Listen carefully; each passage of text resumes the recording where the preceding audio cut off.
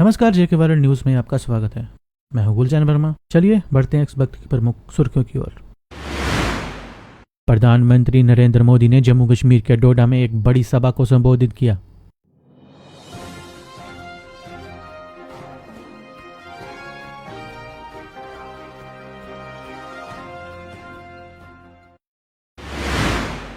Congress, PDP और NC पर निशाना साधते हुए पीएम मोदी ने कहा कि इस बार का विधानसभा चुनाव 3 परिवारों और जम्मू कश्मीर के युवाओं के बीच।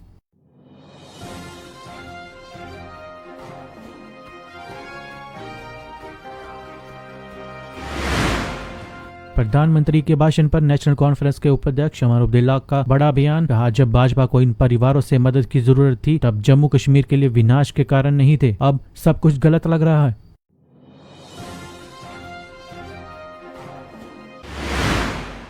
जम्मू कश्मीर के किश्तवाड़ में चल रहे सेना और आतंकियों के बीच मुठभेड़ के बाद सेना के 10 सेक्टर कमांडर संजय कनौत ने की प्रेस वार्ता।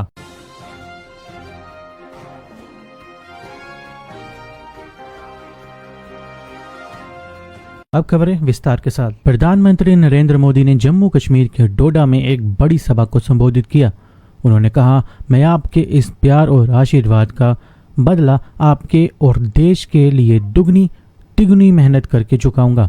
हम सब मिलकर एक सुरक्षित और समृद्ध जम्मू कश्मीर का निर्माण करेंगे और ये मोदी की गारंटी है। आपका ये प्यार, आपके आशीर्वाद मैं 2 गुनी 3 गुनी आपके लिए, देश के लिए मेहनत करके चुकाऊंगा।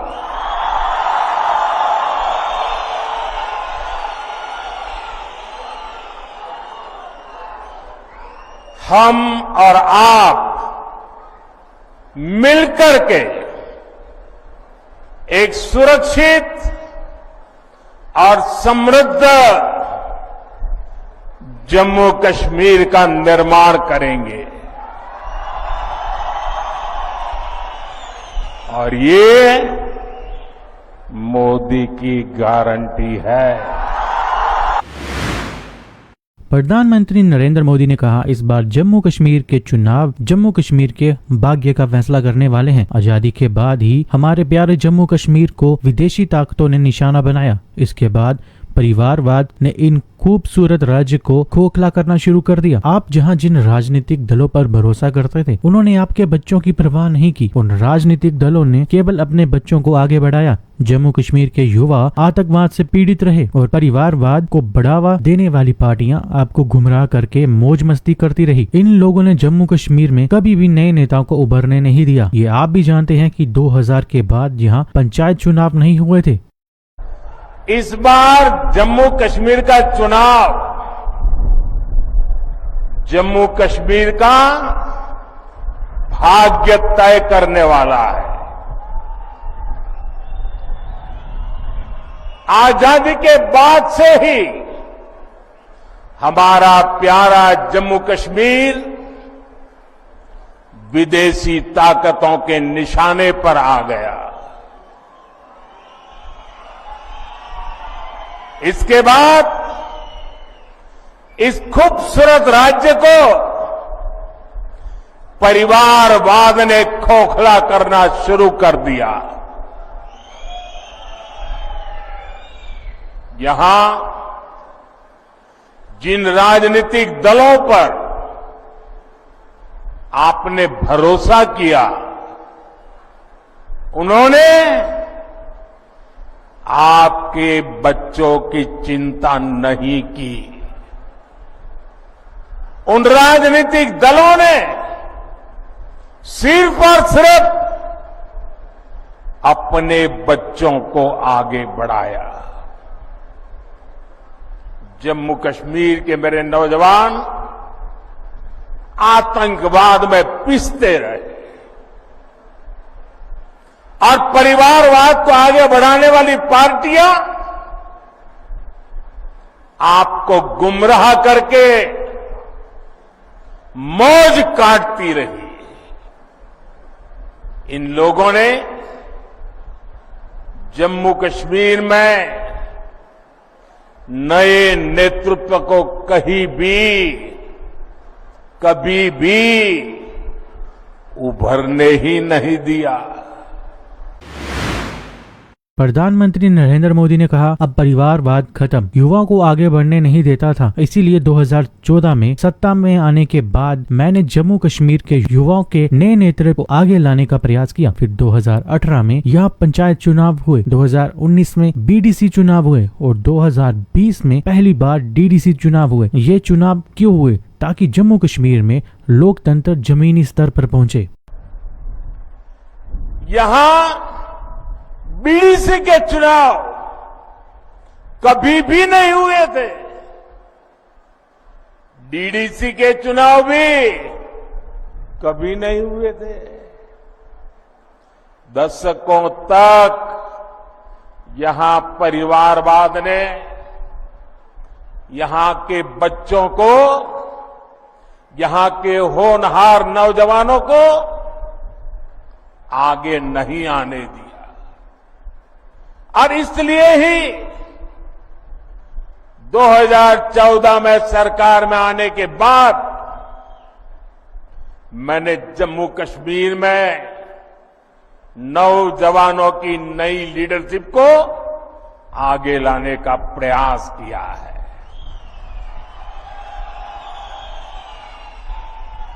फिर 2018 में यहां पंचायत के चुनाव कराए गए, 2019 में बीडीसी के चुनाव हुए और 2020 में पहली बार डीडीसी के चुनाव कराए गए। वहीं प्रधानमंत्री नरेंद्र मोदी ने कहा, जम्मू कश्मीर में इस बार विधानसभा चुनाव 3 परिवारों और जम्मू कश्मीर के युवाओं के बीच हैं। एक परिवार कांग्रेस का है, दूसरा परिवार नेशनल कॉन्फ्रेंस का और तीसरा परिवार पीडीपी का है। इन तीनों परिवारों ने जम्मू कश्मीर में आप लोगों के साथ जो किया वह किसी पाप से कम नहीं। ये 3 खानदान, एक खानदान कांग्रेस का है, एक खानदान नेशनल कॉन्फ्रेंस का है, एक खानदान पीडीपी का है। जम्मू कश्मीर में इन 3 खानदानों ने मिलकर आप लोगों के साथ जो किया है वो किसी पाप से कम नहीं है।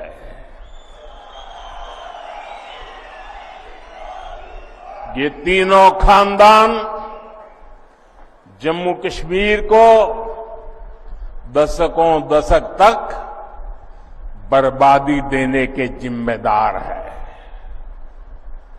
इन 3 खानदानों ने यहां करप्शन को बढ़ावा दिया।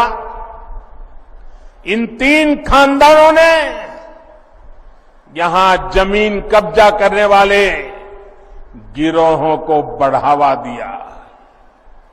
छोटी छोटी सुविधाओं के लिए आप लोगों को तरसाया गया, तड़पाया गया। सरकारी नौकरियों में सिर्फ उन्हीं लोगों को भर्ती किया गया जो इन 3 खानदानों के खास थे।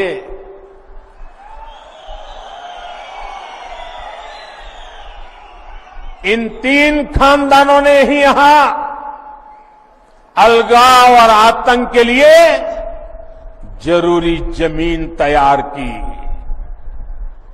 और इसका फायदा किसने उठाया? देश के दुश्मनों ने। ये लोग आतंकवाद को इसलिए पाल पोस रहे थे ताकि इनकी अरबों खरबों की दुकान चलती रहे।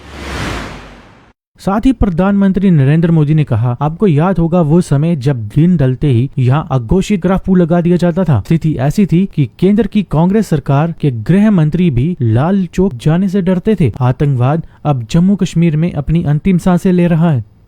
आप याद करिए वो समय जब दिन ढलते ही यहां अघोषित कर्फ्यू लग जाता था। सारी दुकानदारी ठप, सारा कामकाज ठप। हालत ये थी कि तब कांग्रेस सरकार के, केंद्र सरकार के गृह मंत्री तक लाल चौक जाने से डरते थे। साथियों, जम्मू कश्मीर में आतंकवाद अब अपनी अंतिम सांसें गिन रहा है। प्रधानमंत्री नरेंद्र मोदी ने कहा, मैं चाहता हूं कि जम्मू कश्मीर के हर बच्चे को अच्छी शिक्षा मिले। पिछले कुछ वर्षों में भाजपा सरकार ने युवाओं की बेहतरी के लिए जम्मू कश्मीर में विभिन्न स्कूलों का, कॉलेजों का उद्घाटन किया है। डोडा में मेडिकल कॉलेज की लंबी समय से चल रही मांग को भी हाल ही में भाजपा सरकार ने पूरा किया। साथियों, ये मोदी है जो आपके बच्चों की चिंता करता है, आपके भविष्य की चिंता करता है। मैं चाहता हूं कि जम्मू कश्मीर के हर बच्चे को अच्छी पढ़ाई मिले। मैं चाहता हूं यहां का हर बच्चा खूब आगे बढ़े।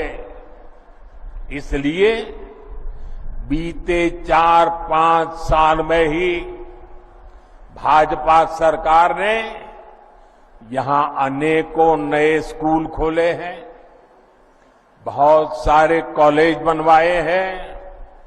आप भी देखिए, डोडा के मेडिकल कॉलेज की डिमांड कब से थी, वो अब जाकर के पूरी हुई है।